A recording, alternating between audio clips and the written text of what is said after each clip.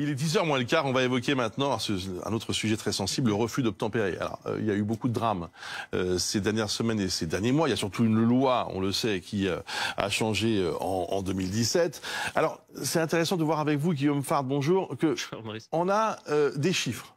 Oui. Assez précis sur ce qui s'est passé par exemple en 2022. Donc on peut essayer déjà de voir ça monte, ça baisse. Est-ce qu'il y a une tendance qui se dessine? Parce que vous le savez, cette doctrine nouvelle est régulièrement critiquée. Oui, en fait, la loi du 28 février 2017, puisque c'est celle-là à laquelle vous faites allusion, qui change le cadre d'usage des armes. En fait, il n'y a pas que la légitime défense. Maintenant, il y a des critères qui sont définis dans le Code de la sécurité intérieure, a été beaucoup critiqué, notamment politiquement, et notamment à gauche, voire très à gauche, et on demande l'abrogation, ni plus ni moins, de cette loi du côté de l'extrême gauche. Ce qu'on reproche à cette loi, c'est qu'elle aurait provoqué une inflation des tirs. C'est ça. Et donc, l'inspection générale de la police nationale a publié ces chiffres. Il y a le rapport annuel 2022 qui paraît en 2023, on l'a.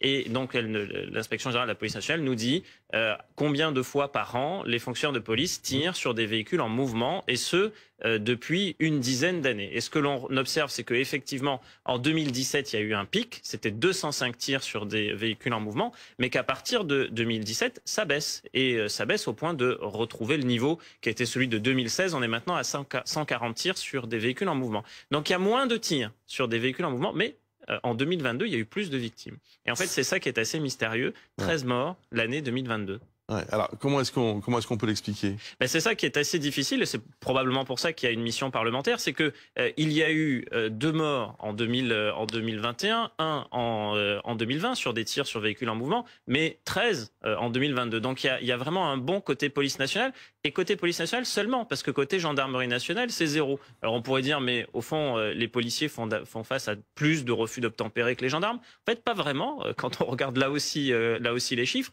il y a à peu près 14 000 refus d'obtempérer par an côté police nationale, mais 12 000 côté gendarmerie nationale, donc c'est à peu près équivalent. Alors bien sûr, les refus d'obtempérer sont en augmentation, plus 49% sur les 10 dernières années, mais ce pic de 13 morts en 2022 est difficile à expliquer, et c'est la raison pour laquelle il y a cette mission d'information parlementaire. On verra si eux trouvent la réponse, mais en tout cas, c'est vrai que par rapport aux années précédentes, l'année 2022 est clairement une rupture statistique. Denis Jacob est en direct avec nous, secrétaire général du syndicat Alternative Police Nationale. Bonjour.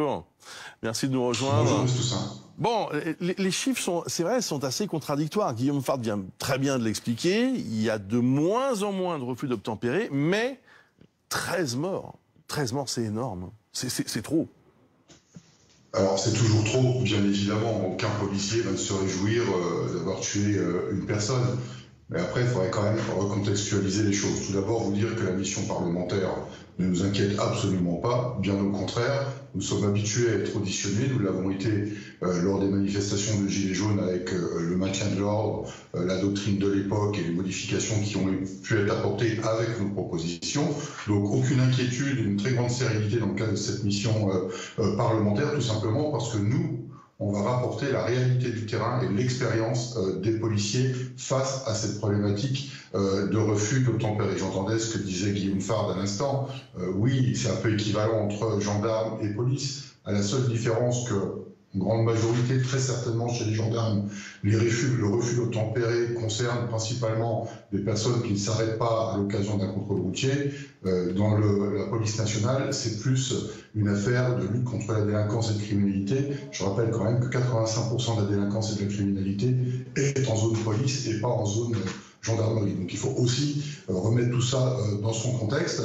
Alors 13 morts, bien évidemment, que c'est de trop, toujours de trop quand il y a un mort, mais de rappeler quand même que les refus d'obtempérer, c'est plus de 20 000 par an, 20 000 par an, moins de 200 usages de l'arme à feu et malheureusement 13 morts. Donc il faut aussi recontextualiser, et cette mission parlementaire a quelque chose de bien, dans le sens où on va sortir de la polémique politicienne, avec toujours les mêmes élus qui vilipendent dès que c'est possible l'action de la police nationale, sortir de l'émotion populaire et sortir de l'ultra-médiatisation quand un policier fait l'usage de son arme et qu'il y a un décès. Bon. Vous savez aussi ce que ça va occasionner comme critique. Hein, malheureusement, ça va donner j'allais dire, du grain à moudre à ceux qui disent il faut changer cette façon de faire.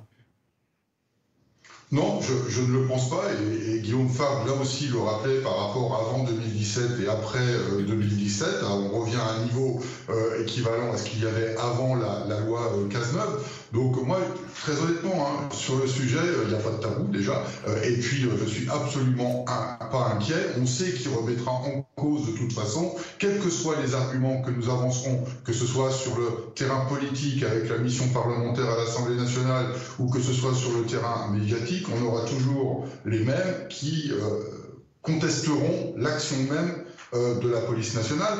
Je voudrais quand même rappeler, je le fais à chaque fois que je le peux, qu'il y a entre 4 et 5 millions d'interventions de police par an, et que l'intervention de police, elle se fait dans un délai inférieur à 8 minutes. Donc je vous laisse calculer, entre 3 et 5 millions d'interventions. Donc loin de moi la volonté de minimiser des drames, mais il faut quand même recontextualiser sur le nombre d'interventions de police qui est faite par an, et à la marge, malheureusement, les drames qui peuvent se produire. Merci beaucoup Denis Jacob, merci aussi à Guillaume Fabre. On se retrouve dans un instant pour la suite du live.